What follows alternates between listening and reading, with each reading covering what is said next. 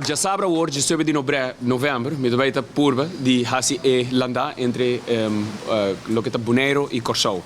Se vai estar mais ou menos 53 km, com o Landa vai estar, vai estar entre 10 para 16 horas, dependendo do corrente que nós vamos enfrentar.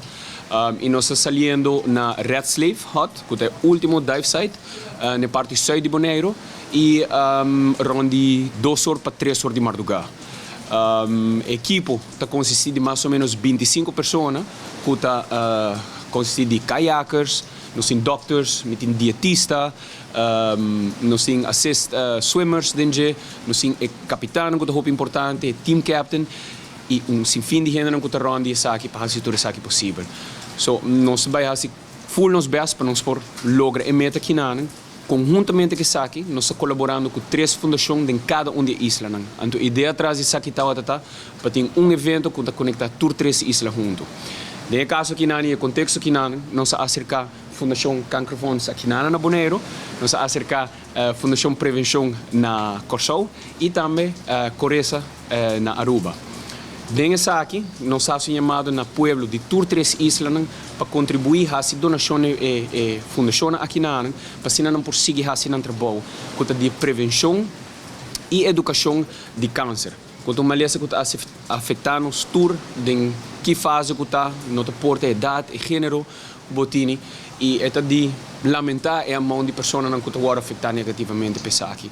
So, a fundação aqui na faz um trabalho imensamente grande e com nobreza, de coração, de tempo livre, para pôr ajuda a gente afetada aqui e também trazer conscientização do povo.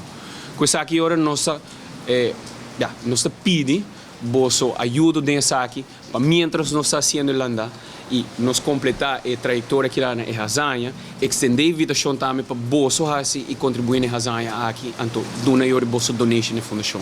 Me quero danke na Dexo com o time, cultura e apoio que nós estamos dando de Bonaire também para as coisas nós de Cancro Funds Bonaire para se ereto aqui vanuit Landa de Bonaire bij Corsou. Nós somos muito contentes e também agradecidos de Bonaire, TCB também, que está do meio, com a promoção aqui para Bonaire também nos sabe, que isso aqui está andando, e para tu rende, por dar seu apoio e também financeiramente sua guia de INGC.